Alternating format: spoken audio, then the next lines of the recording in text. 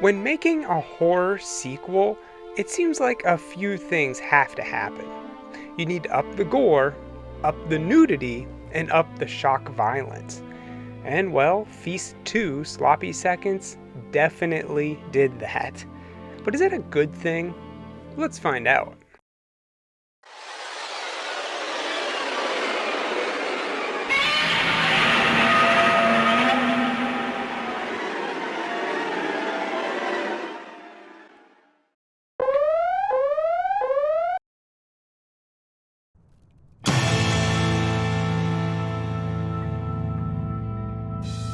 Remember in the first movie when they did those little title cards to introduce the characters? I thought it was pretty funny, kinda hokey, but it set the mood. Here, they have the characters do a little monologue, and it's really dumb. I'll die when I damn well please. They all say some super cringy stuff and talk directly to the camera. I'm not a fan.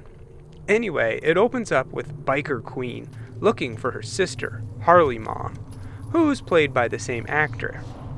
If you remember, in Feast, she was sacrificed by being blown up, and it really didn't amount to much. Here, Biker Queen finds what's left of her sister and is pretty upset. Looking for answers, she finds Bartender. Yeah, somehow he survived. I don't know how. He had a heart attack and his neck ripped out, but that seems to be the theme of this movie. Somehow, people survive. Now we flash back to 16 hours earlier, right before the attack. We meet Thunder and Lightning, two locksmiths that wrestle as a side business. We also meet Hobo, a meth head that's locked up in jail, and honestly, that's the safest place to be right now. The monsters attack, and he's able to get the keys from the cops and stay safe. He isn't letting anyone else in that jail. Also, right before the attack, we meet Slasher, called that because he's a used car salesman and he slashes prices. Once the attack starts, he books it out of there to find his wife, Secrets, in the back seat with Greg. They fight, but come on, there are more pressing matters at hand here. They make it back to the dealership and stay there for the night. The next morning, Biker Queen and her goons, along with Bartender, roll into town.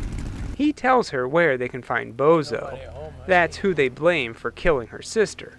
They hear movement in one of the buildings and find Slasher and his group, which isn't a good thing for them. These people are cold-hearted criminals, but really, so far, I wouldn't consider any of these people good. Eventually, the wall falls down, and they all have to run. The bikers see the monsters at this point and know something is up, but Biker Queen still has this vendetta and needs to find Bozo. Bartender leads her to his apartment, and even his name on his mailbox is Bozo, which is pretty funny. They go up to his place, knock down the door, and his neighbors hear the commotion and threaten them, telling them to find a new hiding place. A lot of yelling back and forth, but it leads to a shootout where the family is obliterated. And inside, they find Honey Pie. If you remember, in the last one, she got away in the truck and just left everyone there. So Bartender is not happy to see her.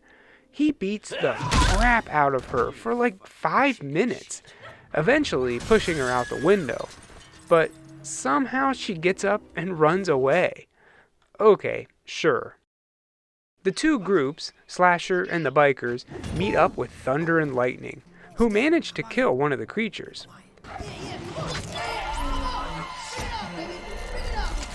They hide and plan on waiting it out until help can arrive, which before the power went out, Thunder heard it would be about 15 hours. So all they have to do is wait on them. But of course, that isn't what happens.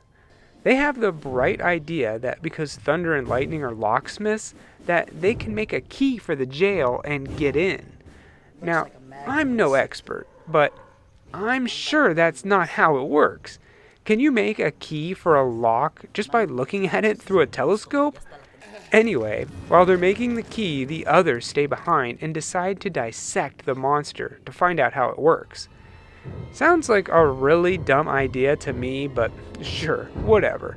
They open it up and find the part that makes it fart. The part that makes it throw up that acid stuff, which covers the locksmith's grandma, so we know she's toast now. And they find some other stuff too. They also discover an eye inside it. Why would you need an eye inside your body is anyone's guess, but it does keep you on your toes. The eye opens up and starts screaming, which alerts all the others and they come running, which forces everyone to the roof, where they stay for the night. While their story is going on, Honey Pie does her own thing. She manages to get inside a grocery store through the vents, and apparently it has an indestructible door, which I think would be a good thing in this case, but now she's stuck inside. So most of this movie is just her trying to get out. The next morning, they come up with a plan, and it's pretty dumb. Basically, it's to build a catapult and launch Thunder over to the roof of the jail where he can take out Hobo, who's not letting them in, and open the front door. Easy peasy. Well, as you might expect with such an awful idea, it doesn't work. First, to test it, they have to launch their grandma over.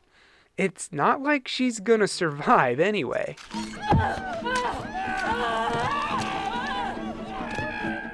She makes it across and splatters against the wall. And don't ask me how, but somehow she survived the trip. Anyway, they call this a success and launch Thunder, who doesn't make it. The monsters get him while his brother sneaks in like Solid Snake. While all this is happening, Honey Pie managed to get out of the grocery store and is looking like she might be able to sneak out of town. Lightning actually makes it to the door, and he might be able to get in. But Hobo lights a stick of dynamite and blows him up. He goes flying, and a piece of his trash can hits Honey Pie. It goes from bad to worse when the monsters make it to the roof, and now the gang have to fight them head on. And that's where it ends. Or is it? After the credits, Honey Pie wakes up, setting it all up for a third movie. There's a few scenes that I didn't talk about because, well, I don't really want to talk about them. One involving a baby, and that's all I'm going to say about that. And the other where Beer Guy comes back to make a very weird cameo. But in the end, I'm left with one big question. Why did they attack? In the first one, the monsters attacked the bar because Hero hit one of them with his car.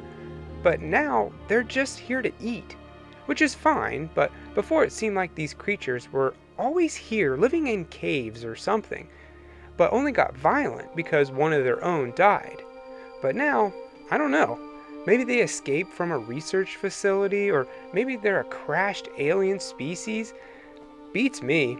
I think I would have liked to have gotten some answers on their origins, but at the same time, it's nice to be left in the dark, and you can come up with your own theories.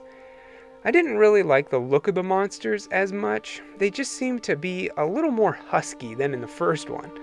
And there's a lot of really bad green screen shots. There's a lot of total gross out moments that I could have lived without, but I can't say they didn't warn you.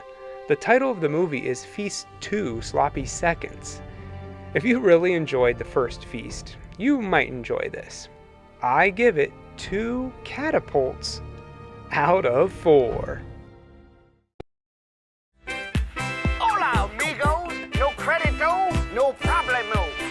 I know cars. I know engines. American ingenuity. It's what I do. Slash, slash, slash, slash, slickety slash. Like this beauty here.